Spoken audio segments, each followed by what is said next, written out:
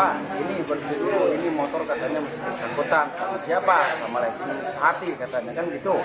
Nah, udah begitu, Pak, ini saya di perjalanan ini kenapa sama Bapak dekat-dekat mau diambil motor? Enggak Pak, saya ini motor katanya mau diambil aja Pak katanya.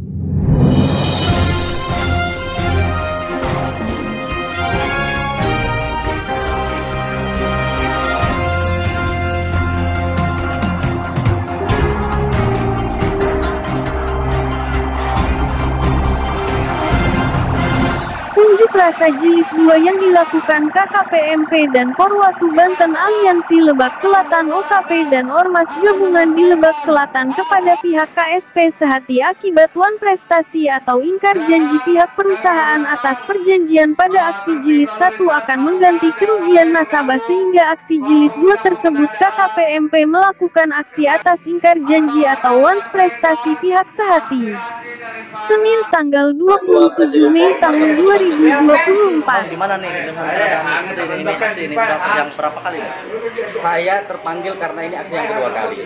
Saya melihat dan memantau di beberapa akun media sosial teman-teman, ternyata KSP saat ini tidak bisa mediasi, menyampaikan apa yang kemudian harus disampaikan oleh publik. Ini berkaitan dengan masyarakat. Forum Warga Bersatu Banten dalam hal ini mewakili warga yang saat ini menjadi anggota tapi belum dizolimi. Kami datang untuk menyampaikan itu melalui aksi massa yang dimulai. Dampak aksi ini sebetulnya dari permasalahan apa sih? Hari ini sebetulnya kami berharap ada mediasi. Aksi itu ada salah satu jalan terakhir. Kegiatan dilakukan oleh kawan-kawan biasanya selain tabayun, lalu kemudian audiensi, dan terakhir adalah aksi. Kenapa kemudian aksi yang dijadikan panutan pertama? Karena tidak bisa diajak komunikasi. Dan hari ini kami terpaksa untuk mencopot logo KSP. Ini adalah bentuk protes kami. Ini baru logo. Kami tidak melakukan hal-hal yang anarkis. Mungkin tidak sampai membakar dan sebagainya, tidak. Tapi ini ada bentuk kekecewaan kami agar kemudian mereka juga sadar bahwa ini adalah kemarahan yang berada di wilayah-wilayah akar rumput di bawah, begitu. Terus ini pintunya kan tertutup, ini ditutup oleh apa gimana? Saat datang ke sini, informasi dari kawan-kawan, ternyata kantor sudah tutup. Mungkin mereka menghindari konflik yang kemudian dilakukan oleh kami, padahal sebetulnya kami juga memahami soal itu. Kalau terjadi sesuatu, tentu kami yang akan kena. Ketika ditutup, kami agak marah begitu. Mereka ini mau menghindar, padahal permasalahan itu kalau ingin tuntas dan selesai harus ada upaya komunikasi, bukan hanya one way komunikasi, tapi two way komunikasi. Dua diantaranya itu harus ada titik temu. Selesai kalau ada mediasi. Begitu. Terus setelah begini, ini kan tidak ada ini gimana? Langkah apa yang akan dilakukan? Ya, langkah selanjutnya kami berharap teman-teman tidak hanya bergerak di wilayah-wilayah di primordial di daerah, tapi izinnya kami minta untuk ditutup. Karena bagaimanapun dia sudah melanggar kode etik, lalu aturan SOP dan sebagainya juga kita pahami, kita akan siapkan kuasa hukum agar KSP Sehati ini ditutup untuk menjadi salah satu acuan agar semua KSP berkiblat pada yang disebut dengan keadilan.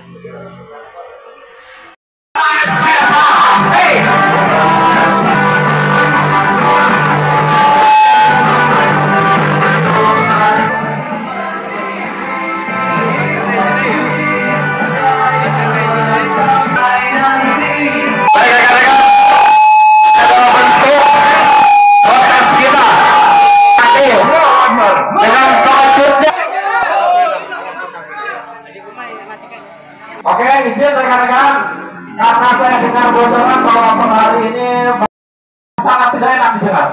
Yang mana katanya pihak Sehati alergi mengeluarkan uang untuk menggantikan uang nasabah atau uang anggotanya. Ini adalah bahasa-bahasa provokatif teman-teman.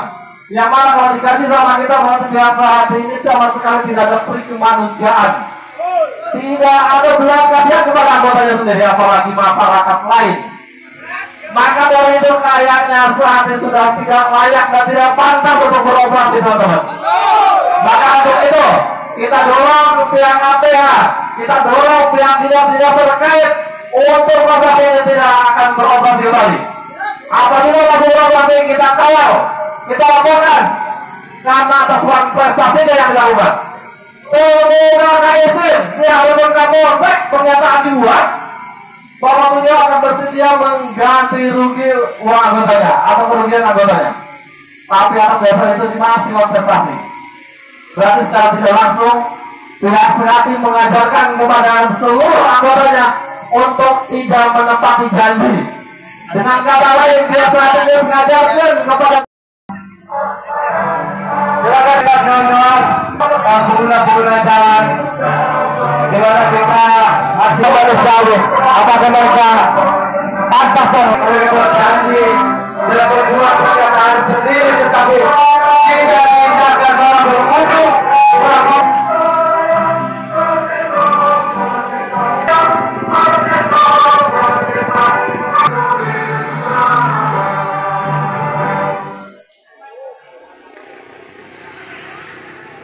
kawan-kawan, hati-hati provokasi kawan-kawan oleh orang-orang yang punya kepentingan dan tidak bertanggung jawab.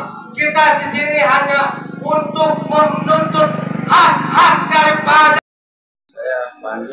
Pak bisa diceritakan terkait kronologis kejadian motor Bapak diambil itu seperti apa sih? Tujuannya begini Pak, saya dari rumah tujuannya saya mau dagang Tangerang ya kan, Sepatan.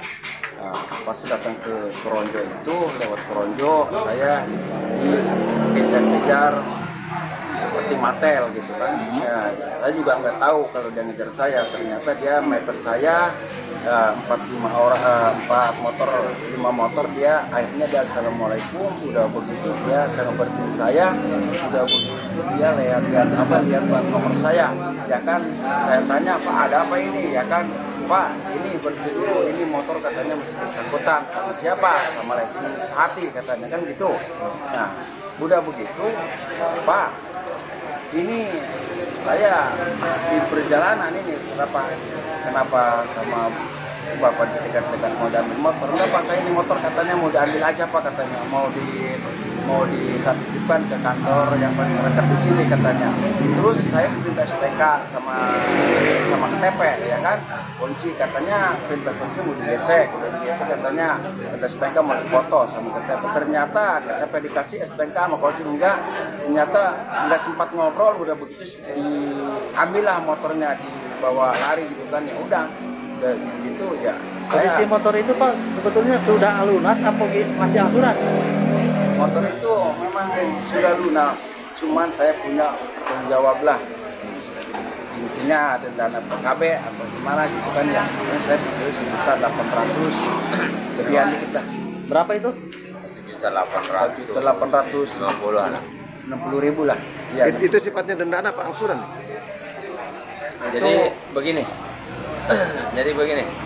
Si Pak Andi ini kontrak di Sehati itu kurang lebih 1 tahun. Nah, dia lancar sampai dengan angsuran ke-7. Nah, kemudian setelah itu dia ada istilah gagal bayar Pak ya. Nah, setelah gagal bayar tersebut, nah dari pihak Sehati ada penawaran untuk dilakukan PK parsial. Dari sisa pokok ya tidak terhitung bunga. Bayarlah dia 800.000 pada bulan Oktober tanggal 31 ya 2023. Nah, sistem saat itu sudah menyatakan lunas Pak. Nah, lalu pas Pak Andi menyatakan tadi pergi ke Tangerang ya, tujuannya adalah untuk mencari nafkah buat keluarga. Nah, di jalan jadi buntuti yang diduga atau diperkirakan adalah eksternal daripada Sehati atau PC daripada Sehati. Dan Pak Adi sendiri ini sebenarnya merasa ditipu karena dia diminta STNK, kunci dengan tujuan untuk menyamakan antara nomor rangka sama nomor mesin, nomor polis yang tertempel di motor tersebut untuk dilakukan gesek gitu kan. Tapi dia ditipu sebenarnya mah. Setelah mereka dapatkan itu tidak ada mediasi lain, dia menuliskan sebuah berita acara serah terima kendaraan, lalu tanpa ada basa-basi motor tersebut dibawa kabur ya Pak. Iya betul benar. Nah, motor apa itu Pak? Pak Andi juga sempat melakukan pengajaran, motornya motor Scoopy tahun 2019 ya. Pak Andi melakukan pengajaran sampai tidak ditemukan. Ya otomatis dong, karena kan motor statusnya sudah lunas Pak. Itu bisa dilihat di sistem, saya ada bukti. Berita acara penarikan juga saya ada bukti. Ketika Pak Andi klarifikasi kepada Sehati Marketing, ya mereka bilangnya tidak tahu. Lama demi lama kami ungkap persoalan itu karena pihak Pak Andi ini menguasakan kepada kami, ya secara otomatis kan beralih ke anggotanya kepada kami. Kami menuntut pihak Sehati. Banyak yang mereka ceritakan, ya dari mulai unit sudah diketahui ada di PT, lalu keluar lagi diambil oleh DC-nya, lalu motor diketahui ada di siapa, lalu pihak DC minta tebusan kepada pihak koperasi Sehati, tapi mereka sepertinya tidak berupaya untuk menyelesaikan persoalan itu, malah menawarkan kepada Pak Andi ini untuk balik melaporkan. Ya, kalau menurut saya apa sih yang dilaporkan? Karena motor tersebut sudah lunas, Pak. Betul BPKB-nya masih ada di sini, tapi kan Pak Andi masih punya tunggakan, kan wajar. Boleh dikatakan bunga. Kalau istilah di Sehati ini RI, recovery income. Jadi kapan dibayarnya? Itu bisa kapan saja. Mau setahun, mau 2 tahun kek.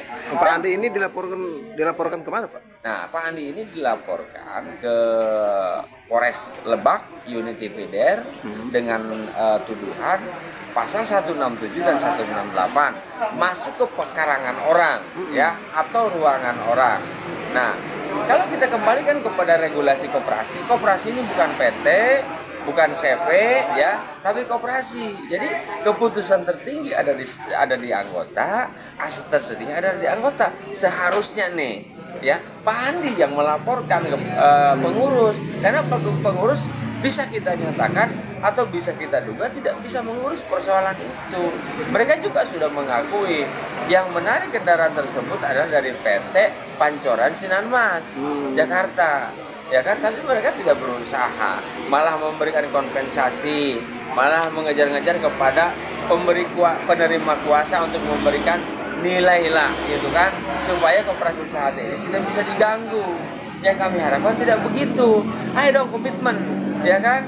Anggota sudah rugi, ganti dong kerugiannya, gitu. Harapan Kang Adi aja ini, seterusnya ya, harapan Kang Adi seperti apa nih dengan tidak adanya motor ini ditarik ke Malaysia? Saya mah begini aja. Jadi saya minta ganti rugi aja, gitu Pak, sama yang pihak perusahaan Sehati kan, gitu ya. Itu aja saya minta ganti rugi aja saya mah, gitu kan. Gitu. Oke, siap.